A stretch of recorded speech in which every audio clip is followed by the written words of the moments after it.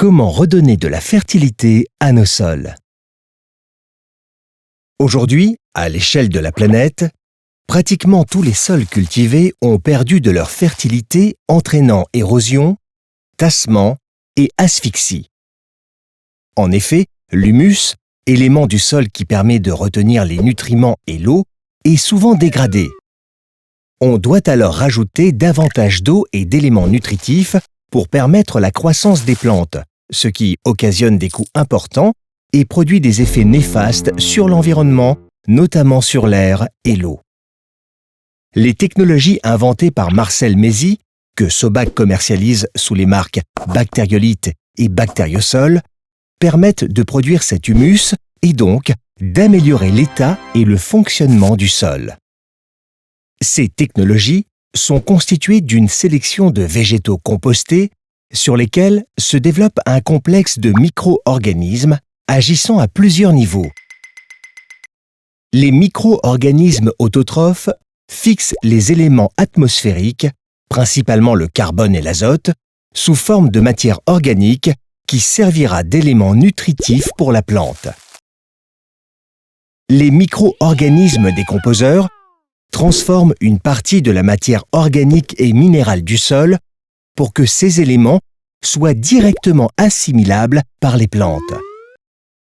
Les micro-organismes humificateurs transforment la part non utilisée de matière organique en humus. Celui-ci joue un triple rôle.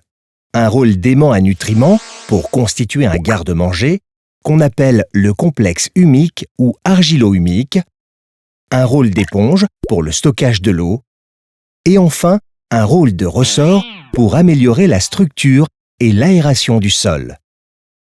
Le sol est davantage oxygéné, ce qui facilite notamment le drainage de l'eau. Les micro-organismes rhizosphériques communiquent avec les racines pour décupler la zone de prospection et permettre l'alimentation régulée de la plante en eau et en éléments nutritifs. Ils permettent de rendre assimilables les éléments minéraux, notamment le phosphore, la potasse et les oligo-éléments. Cette amélioration du fonctionnement du sol permet d'augmenter sa fertilité et par conséquent la rentabilité des exploitations. Les végétaux sont plus forts. Ils présentent de meilleures qualités nutritionnelles. Les animaux bénéficient ainsi de fourrages plus équilibrés et plus riches, produits en autonomie, ce qui limite les frais vétérinaires et améliore leur santé. Bactériolite et Bactériosol induisent également des bénéfices environnementaux importants.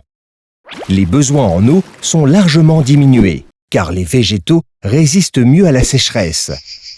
Le lessivage des polluants, comme les nitrates, est fortement réduit. L'amélioration du stockage dans les sols du carbone et de l'azote permet de diminuer l'impact sur le réchauffement climatique. Le recours aux pesticides est limité car les végétaux sont plus résistants aux maladies. Ces solutions allient fertilité, performance, rentabilité, environnement, qualité et santé, constituant ainsi un cercle vertueux.